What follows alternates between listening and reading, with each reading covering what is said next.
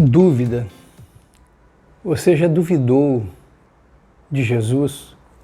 Você já duvidou do Senhor Deus? Você já duvidou da sua palavra? Você já duvidou da sua fé? Pois bem, o capítulo 11 nos apresenta um pregador que ficou em dúvida.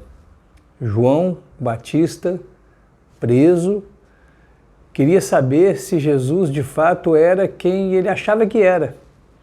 Ele teve ali um momento de desconfiança, um momento de incerteza com respeito a Jesus Cristo. Se João Batista passou por isso, que dirá eu e você também vamos passar. Certamente teremos momentos assim. E por isso, vale demais fazer aquilo que João Batista fez. Ele perguntou: é mesmo Jesus ou eu estava enganado, é só mais um aí na história, temos que esperar mais um tempo?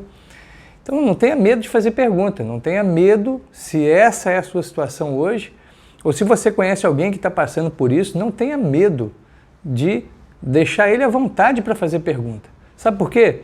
Porque o texto também mostra que Jesus não tem dificuldade de responder. Me parece que algumas vezes soa meio estranho perguntar para Deus algumas coisas.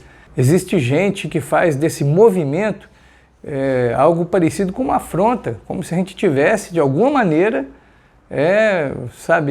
sabotando o reino de Deus ou excluindo Deus da nossa história. Deus não fica chateadinho, não.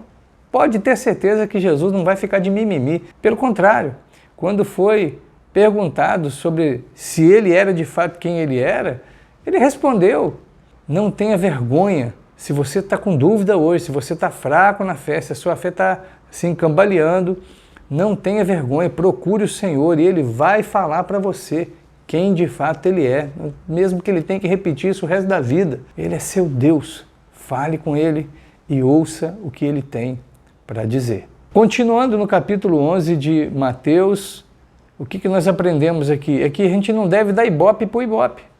Olha que interessante, Jesus fala assim: olha, o que estão dizendo aí? O que está acontecendo? Quais são as palavras aí das pessoas sobre nós? E ele mesmo responde, ele faz a pergunta e fala: olha, de João Batista, que veio pregando, comendo comida separada, e morando em lugar modesto e atuando numa situação mais particular, falaram que ele era louco. Trataram ele como um maluco, como um lunático. Eu, que estou aqui, convivo com vocês, como e bebo com vocês, sou chamado de Beuzebu, de demônio, de glutão, de beberrão, de alcoólatra, de guloso. Então, disse Jesus, não dê ibope para o ibope. Essas pesquisas aí não valem a pena. Você precisa saber quem você é em Cristo. Você precisa formar a sua identidade em Jesus Cristo. Ele é o parâmetro, Ele é o modelo. E seguindo Ele, não se preocupar com o que as pessoas vão dizer. É bem possível que vão falar que você está maluco, ou que você é uma pessoa fanática, bitolada. Não se preocupe com isso. Não dê ibope para o ibope. Mais precisamente do verso 20 para frente, o que a gente pode perceber é que existe um perigo da proximidade atrapalhar a intimidade. Jesus condena várias situações aqui, várias cidades que receberam o benefício de ver os seus milagres, de ver a ação de Deus e mesmo assim trataram isso como se fosse pouca coisa, com desdém. Tome cuidado para que a proximidade não atrapalhe a intimidade, não se torne em ceticismo. Tem uma frase que fala que santo de casa não faz milagre. E é por isso que muita gente prefere ouvir o coleguinha, prefere ouvir o amigo do trabalho, prefere ouvir o discurso da internet, ao invés de ouvir o seu marido, ouvir a sua esposa, ouvir o seu Deus na sua palavra, ouvir o que a sua igreja tem dado a você, alimentado você, em vez de ficar zapeando e procurando coisa para lá e para cá. A intimidade, a proximidade não pode se tornar em ceticismo.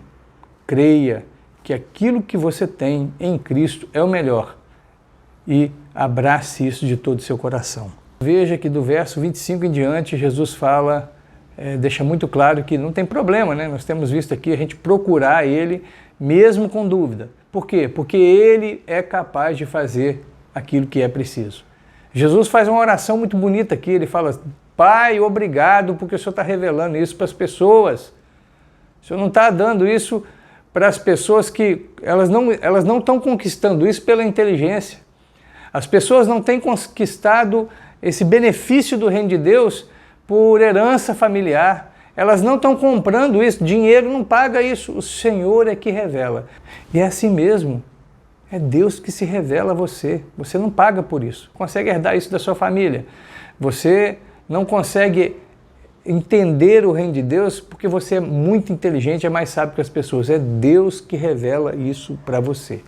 Verso 28 em diante, onde Jesus fala: você está cansado, você está sobrecarregado, você não aguenta mais a sua vida, você não aguenta mais o sistema que você está vivendo, você não aguenta mais viver desse jeito, sua vida não tem prazer, sua vida não tem satisfação, você não vê o fim da linha, você não consegue enxergar propósito nessa maneira de viver, venha para mim.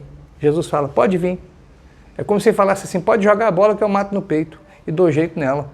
Ele está falando para você, não importa se a sua vida está toda complicada, se a sua mente anda perturbada, não importa se os problemas que você tem vivido são, além de serem grandes, volumosos, são muitos. Não importa. Você está cansado, você está sobrecarregado, você não aguenta mais viver do jeito que você está vivendo, como se tivesse um peso nas suas costas. Jesus está falando para você: vem a mim.